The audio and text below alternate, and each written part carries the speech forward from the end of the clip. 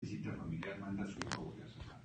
Bueno, pero se supone que el personaje va a bolear zapatos porque quiere ir a la plaza donde está la música, ya que su familia no le permite tocar la música. No, está trabajando.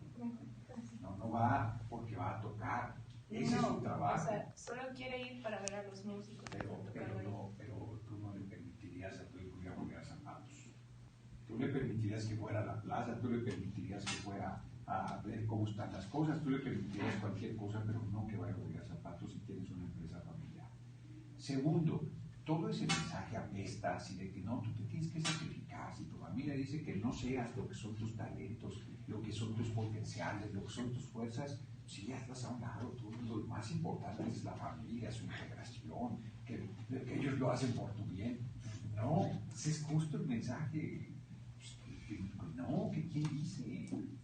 En ese sentido, Carla, ¿no consideras que había un homenaje hacia la sociedad mexicana o continúan mostrándose los mismos prejuicios y clichés sobre lo que significa ser mexicano? Bueno, yo creo que sí se siguen mostrando los mismos clichés y los mismos prejuicios, pero es lo que representa México. En cierto modo no puedes decir que México no es eso porque México representa eso.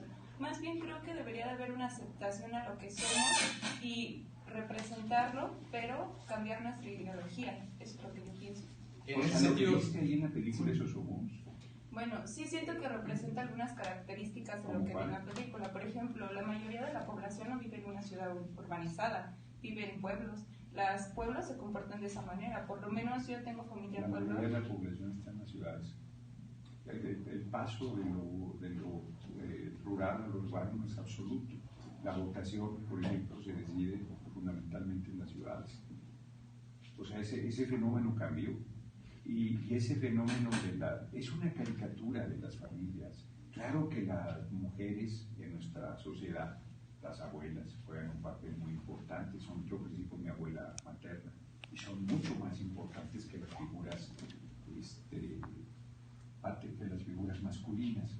Eso es cierto, pero la película es una caricaturización, porque son mujeres muy trabajadoras, muy comprometidas, son el núcleo fundamental, pero me parece una caricatura, porque inclusive la empresa familiar, pues es una caricatura, llevan generaciones y no pueden ser exitosos en el sentido, o sea, lo que plantean eso es un pueblo, pintoresco, es un pueblo que qué simpáticos son, ¿no? Así como cuando ves mira qué bonito perrito, o sea, sí, simpático, y cómo da vueltas, así, pero es un perro taxicano, o sea, es una forma muy terrible de plantear nuestra sociedad, o sea, es como cuando planteaban la imagen de México con dos tipos ahí acostados abajo de un nopal con zarape. O sea, es esa tergiversación, a mí me parece, porque México además es muchos Méxicos, muchas culturas, muchas raíces. La propia tradición del Día de Muertos se manifiesta diferente en los diferentes lugares del país, es un mosaico realmente diverso. Entonces, yo creo que sí es una simplificación, que es cierto que toma como un primer acercamiento y de ahí lo toma de pretexto y lo distorsiona de manera absoluta. Esa es mi percepción. Y me parece que la gente se come el mensaje, ¿no? Porque a mí no me da ninguna vergüenza ser mexicano. Al contrario, me siento muy orgulloso de mi raíz y de mi cultura. Me siento muy orgulloso de mis tradiciones. Me gusta mi música, aunque tenemos una fuerte influencia norteamericana. Y todas las culturas se enriquecen en el contacto con otras culturas. No estoy hablando yo de un chauvinismo ni de cosas de ese tipo, sino estoy planteando eso, la caricaturización de lo que somos, de la propia tradición de Día de Muertos. Esa que está planteada en la película no es nuestra tradición de Día de Muertos. No tiene nada que ver con nuestra tradición de Día de Muertos. Pero nada es nada. Solo el altar, o para de contar. O sea, si tú vas a Tláhuac, si tú vas a Pátzcuaro, ves que es otra la percepción de la gente. Bueno, seguiremos hablando de esta polémica, que tanto se representó lo que significa México de forma fiel, que muchos mexicanos creyeron, como señala Gerardo Fernández Noroña, que quizá no está tan cercano a lo que significa realmente. Vamos a un corte comercial, regresando vamos a ver una cápsula que ampliará el tema y continuamos en Fuera de Línea. ¿Ya lo vemos o me lo platican? Y no le he dado el giro todavía. Quiero presentar al director de la escuela. Buenos días, mucho gusto. Aquí con los muchachos. Sí, hombre. O sea,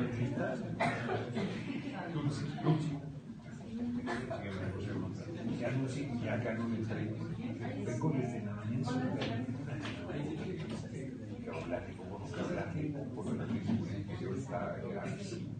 Así es.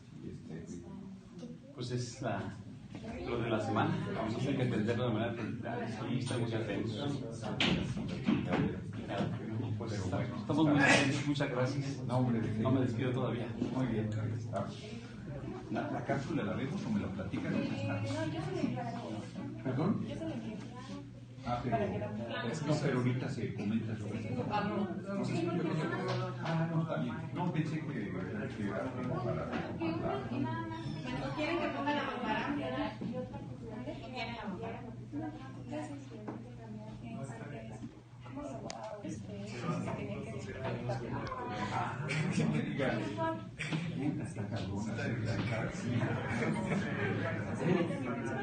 Regresamos en 30 segundos. Por favor, silencio. Y ya regresamos.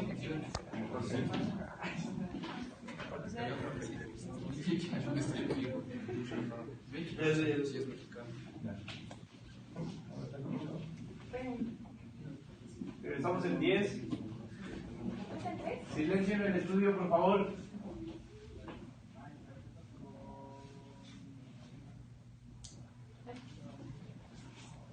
Iniciamos en 3, 2, 1, cue.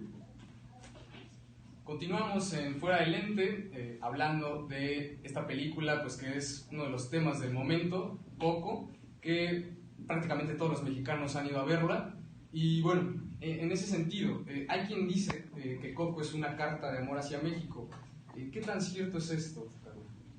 Bueno, sí, lo toman como una carta hacia México porque representa lo que es la tradición, pero tocando el punto que comentaba él, creo que en cierto modo sí hay un poco de estereotipo a lo que representa México, ya que la tradición no se muestra tal como es.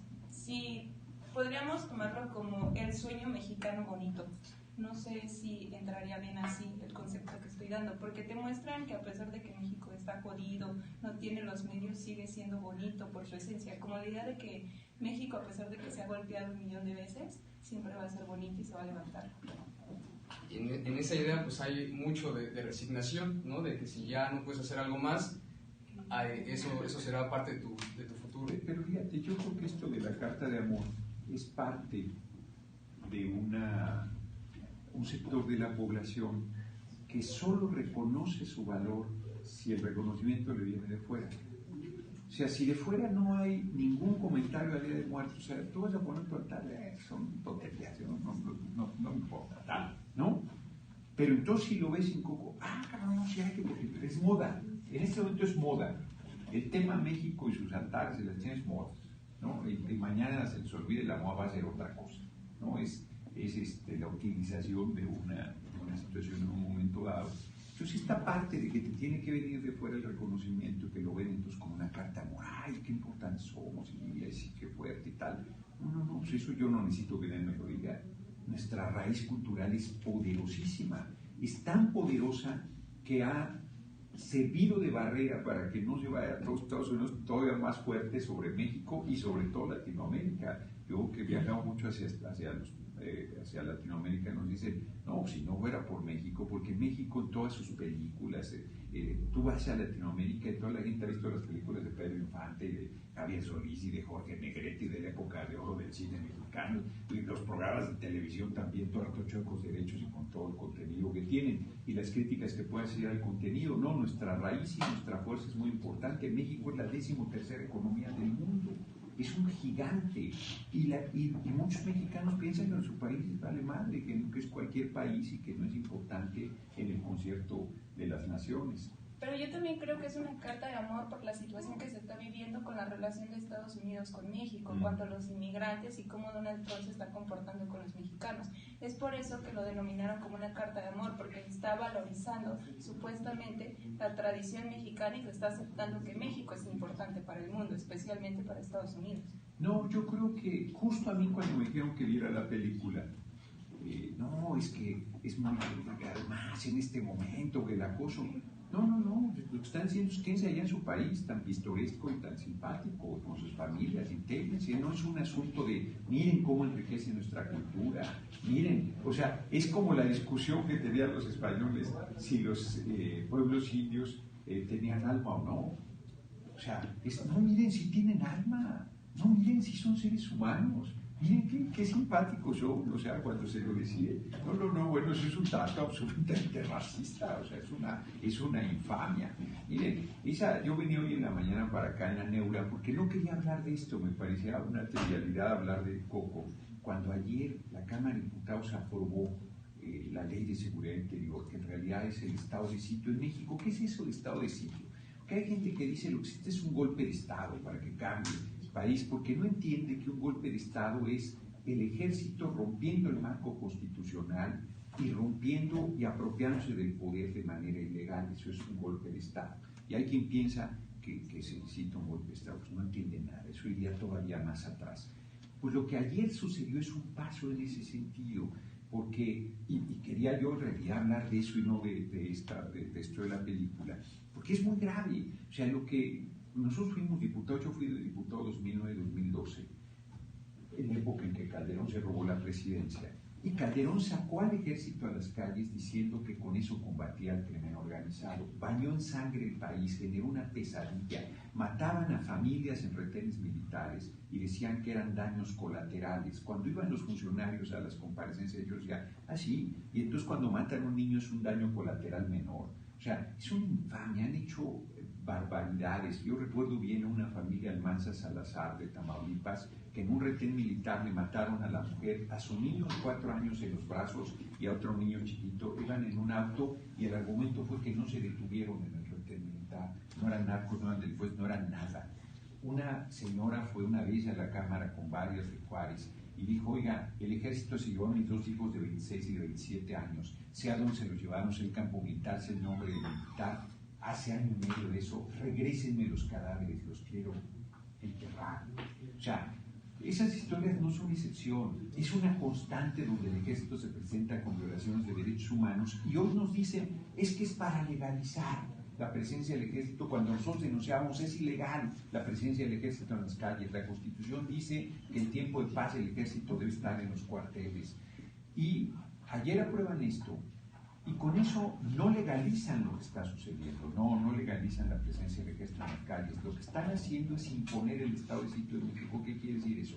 Que pueden suspender derechos y garantías constitucionales aunque la Constitución no se los permite. La Constitución dice cómo se debe suspender derechos y debe aprobarlo el Congreso por 2/3. Ahora, Peña o quien esté en la presidencia puede suspender derechos. ¿Qué quiere decir eso? Puede prohibir esta reunión, puede allanar tu casa sin orden judicial, puede detenerte sin orden judicial, puede, o sea, sin que hagas ningún delito. A mí me pareces narco, te llevo, te detengo, no te presento al Ministerio Público, te torturo, te desaparezco, te asesino. Pues lástima, es parte de la lucha contra el crimen organizado.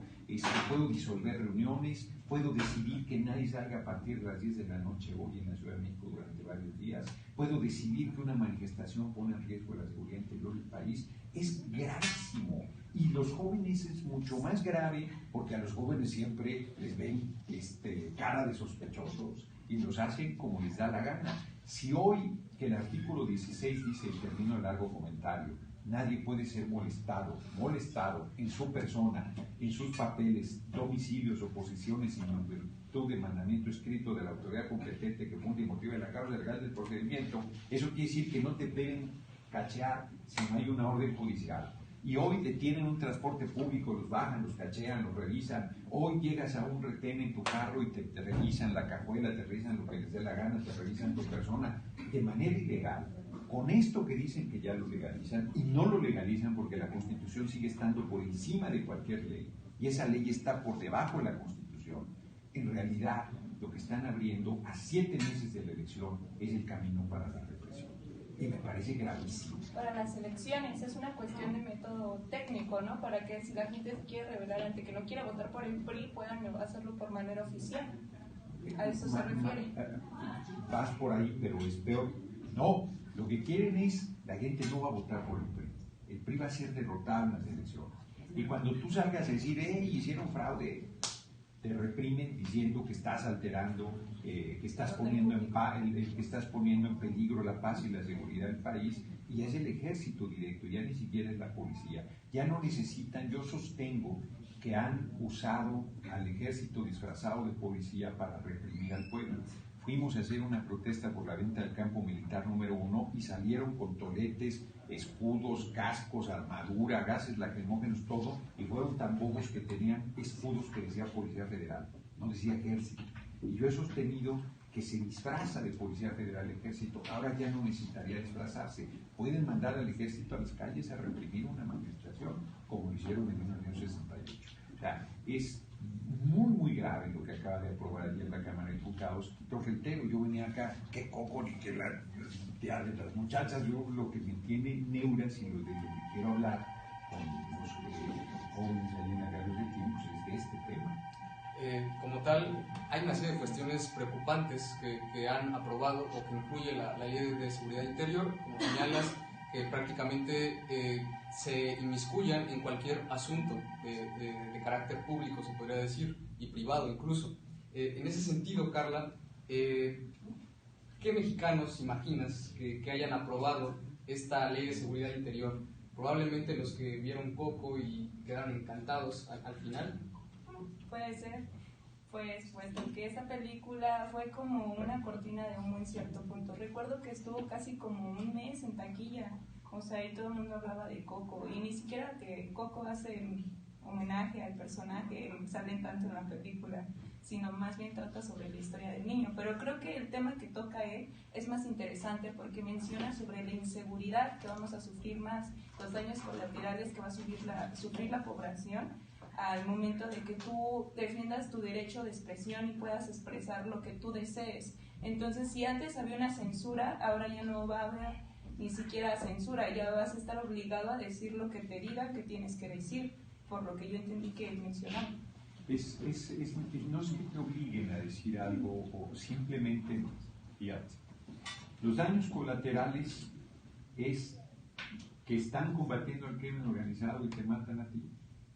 Y reconocen que tú no eras un delincuente, sino que a la hora de enfrentar a los delincuentes, pues ibas pasando por ahí, uy, qué lástima, te tocó una de las balas perdidas.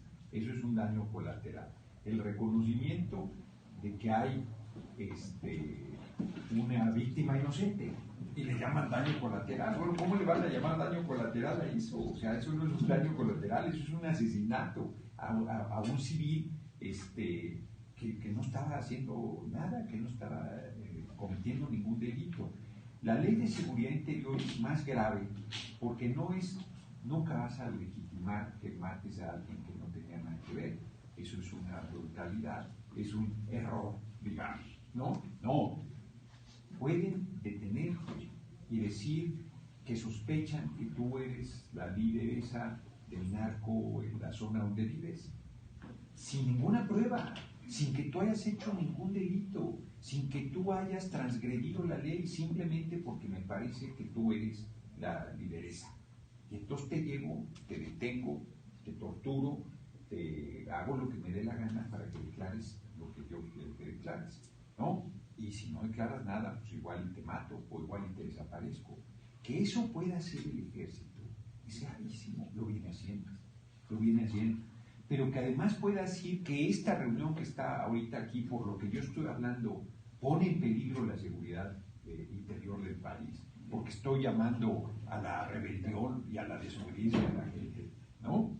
Es todavía más grave, que puedan disolver esta reunión y pasar por encima de mi derecho de libre opinión, que puedan reprimir una manifestación diciendo que pone en peligro la paz del país pasando por encima de mi derecho de manifestarme, que está establecido en la Constitución, mi derecho de libre reunión, mi derecho de libre expresión, mi derecho de libre manifestación. Si yo creo que hicieron un fraude electoral, puedo tener razón o no, pero la Constitución me da mi derecho a manifestarme y exigir que lo que yo creo que fue un atropello se corrija. Ese es un derecho que yo tengo. Bueno, todo eso desaparece con la Ley de Seguridad Interior, porque ellos pueden llegar a enfrentar con las armas cualquier manifestación que se dé, pretextando que pone en peligro la paz del país. O sea, es muy grave.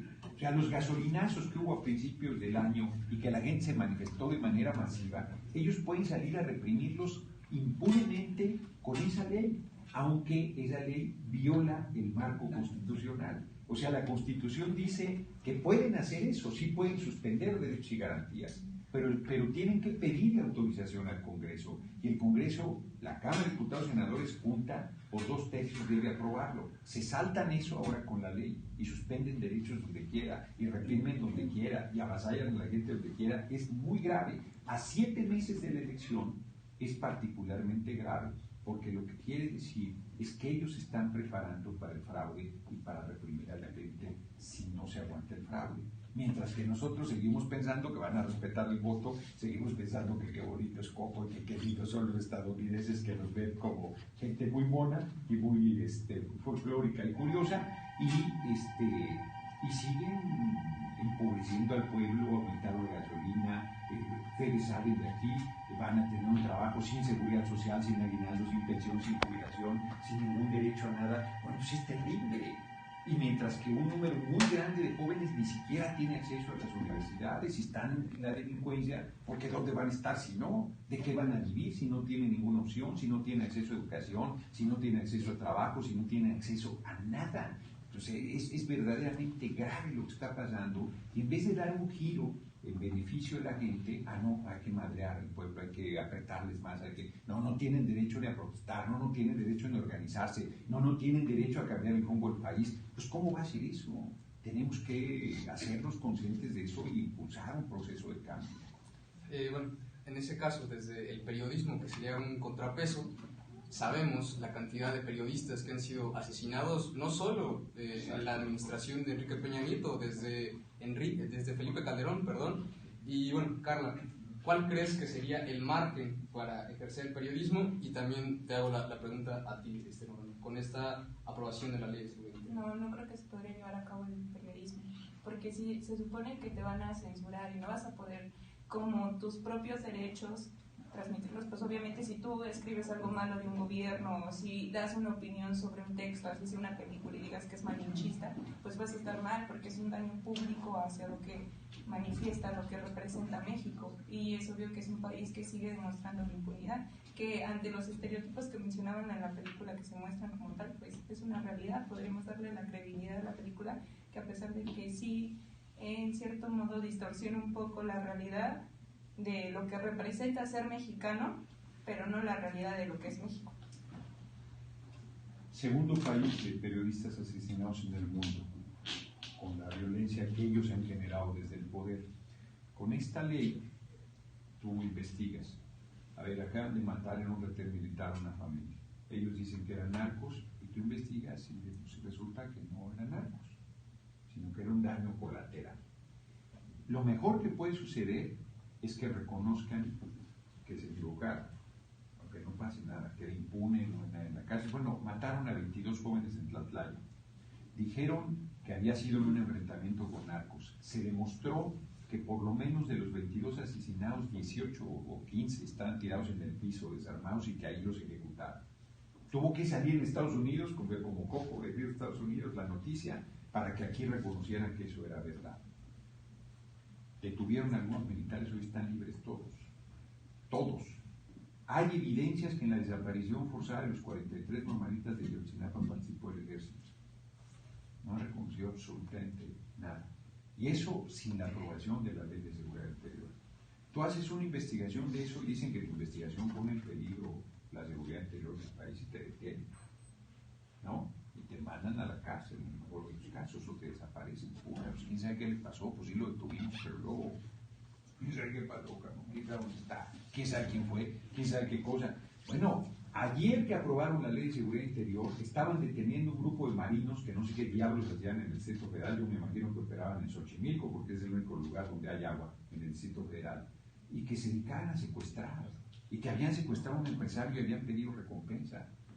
Porque efectivamente las propias mal llamadas fuerzas del orden se ven descompuestas en la situación que en el país existe. Entonces, yo cerraría el comentario planteando que lo que ayer aprobó la Cámara de Diputados, todavía falta que lo apruebe el Senado. Yo creo que deberíamos manifestarnos en el Senado.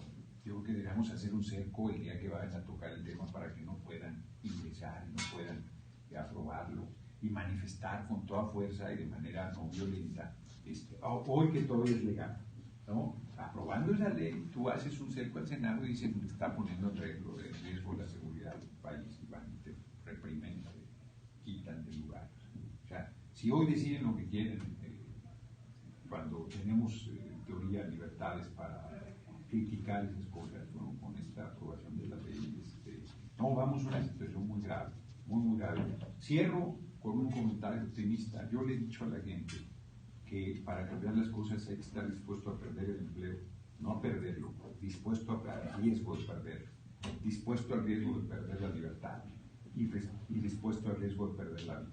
Si nosotros estamos dispuestos a esos riesgos, ni con su ley de seguridad nos detienen, porque son solo 350,000 soldados, no les alcanzan las balas, no les alcanzan las cárceles. Si el pueblo se levanta, no les alcanza nada y no necesita levantarse en armas. Ahora sí que les hago una crítica implícita, porque a mí cuando la gente me dice, no, hay que levantarnos en armas, es el único camino que queda, levantarnos en armas, digo, cabrón, si no se levantan temprano no nos van a levantar en armas. Entonces, o sea, pura retórica, pura demagogia. No, nuestra fuerza no es las armas, nuestra fuerza es el número, somos 120 millones y no puede ser que un puñado puedan más que todos nosotros. Yo creo que nosotros por ahí debemos empujar a parar todo.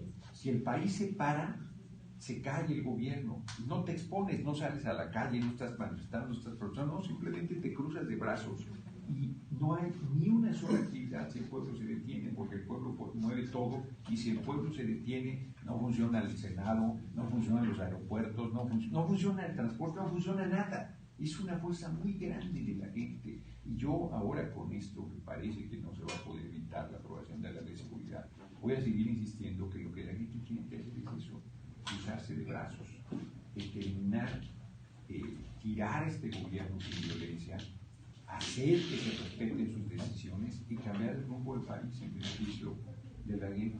Y entonces vamos a demostrar lo que somos de verdad como país. México es un gigante, es la 13ª economía del mundo. Este país es manejado, sería de los primeros 5. Y eso quiere decir que hay que hacer que la gente no sufra por carencias económicas, que tenga vivienda, que tenga educación pública, laica y gratuita, que tenga seguridad social universal, que tenga libertad y justicia. Yo creo que por ahí van las cosas. Y bueno, ya para concluir el tema, que parecería que no tendría mucho que ver, Coco, con esto que estamos hablando, pero no es un tema mínimo. Ahí viene el Coco. No es un tema mínimo, y bueno, rápidamente, a partir de esta rebelión siempre atrevida y propositiva que propone Fernández Noroña, pues qué tan favorable es para México, que bueno, parecería que los que gobiernan aquí pues no son mexicanos ni se interesan por México. ¿Qué tan favorable sería que la percepción en el extranjero sobre esta película sea positiva? Pues lo que representa en sí México, porque volverían a verlo, habría más turismo y podría haber como más divulgación de lo que consiste ser México, pero en cierto punto la película sí tiene ciertos estereotipos que muestran a México como un fracaso total, y pues muestra los puntos que te digo, la injusticia, la impunidad, el maltrato, o sea, porque como él manifestaba, una persona que se supone que ya tiene una empresa, que se supone que ya podría estar en un nivel económico alto, ¿por qué sigue yendo a la plaza? Sé que está en contra en los momentos, pero rectifique.